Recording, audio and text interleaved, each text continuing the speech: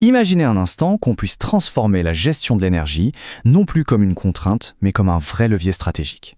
Eh bien, c'est exactement la promesse de la norme ISO 50001. Aujourd'hui, on va décortiquer ça ensemble pour voir comment elle peut redéfinir l'avenir énergétique des entreprises.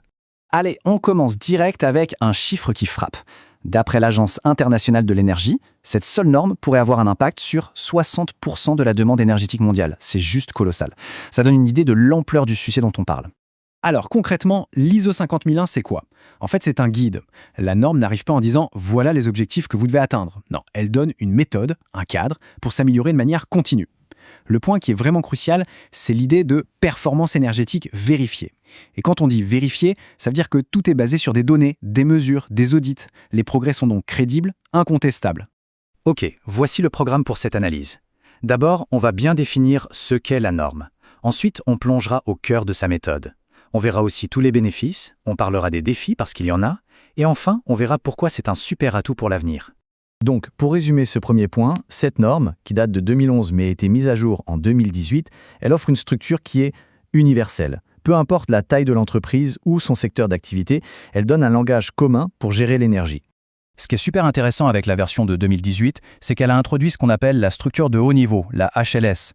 Concrètement, ça veut dire que si une entreprise utilise déjà d'autres normes comme l'ISO 9001 pour la qualité ou la 14001 pour l'environnement, eh bien c'est beaucoup plus simple d'intégrer l'ISO 50001. On peut carrément créer un système de management unifié. Bon, passons maintenant au moteur de la norme. Son cœur, c'est le cycle d'amélioration continue. On l'appelle aussi le PDCA pour Plan, Do, Check, Act. C'est vraiment la base de toute la démarche. Cette image résume tout parfaitement. On voit bien cette boucle. Il ne s'agit pas d'un projet qu'on fait une fois et puis c'est fini. Non, c'est un processus qui se répète. On planifie, on fait, on vérifie et puis on ajuste pour s'améliorer. Et on recommence, encore et encore. Allez, on décortique un peu ces 4 étapes. Plan ou planifier, là, on analyse où on en est et on se fixe des objectifs clairs. Do ou faire, c'est simple, on met en place les actions qu'on a prévues. Check ou vérifier, là, c'est l'étape clé de la mesure. On regarde les résultats et on les compare à ce qu'on voulait atteindre. Et enfin, acte ou agir. En fonction de ce qu'on a mesuré, on corrige ce qui ne va pas et on améliore le système. Pour que ce soit bien concret, surtout pour la phase check, regardez cet exemple de plan de mesure. On voit bien que pour chaque compteur, on définit tout, quel équipement on utilise, à quelle fréquence on fait les relevés, quand est-ce qu'on doit le recalibrer et même le petit pourcentage d'incertitude. C'est vraiment cette rigueur dans la collecte des données qui fait qu'on peut avoir confiance dans les résultats. Très bien, mais alors pourquoi se lancer là-dedans? Quels sont les bénéfices? Eh bien, je vous le dis tout de suite, ça va bien au-delà de la simple baisse de la facture d'énergie. En fait, l'idée, c'est de créer un véritable cercle vertueux.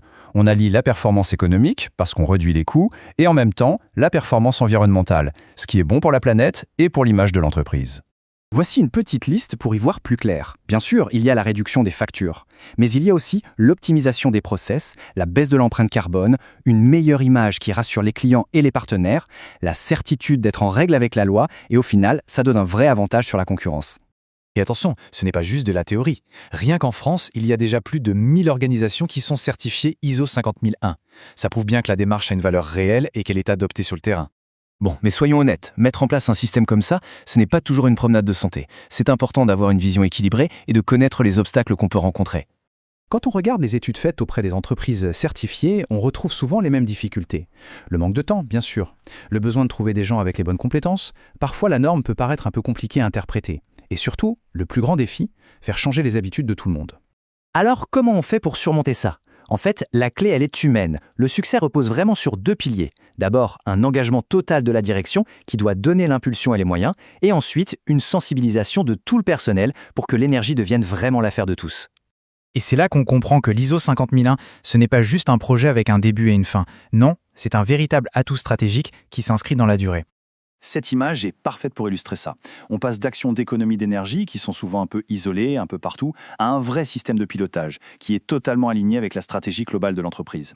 L'énergie n'est plus vue seulement comme un coût, elle devient un levier de performance. Au fond, tout l'objectif est résumé dans cette phrase. Il ne s'agit pas de rajouter une couche de complexité. Il s'agit d'intégrer la performance énergétique dans l'ADN même de l'organisation, de la direction jusqu'à la personne sur le terrain. Au final, la vraie question à se poser, c'est celle-ci. Est-ce qu'on est prêt à faire de ce qui était vu comme un centre de coût un véritable avantage stratégique? Car c'est ça, toute la promesse de l'ISO 50001, de plus subir l'énergie, mais la piloter pour en faire une force.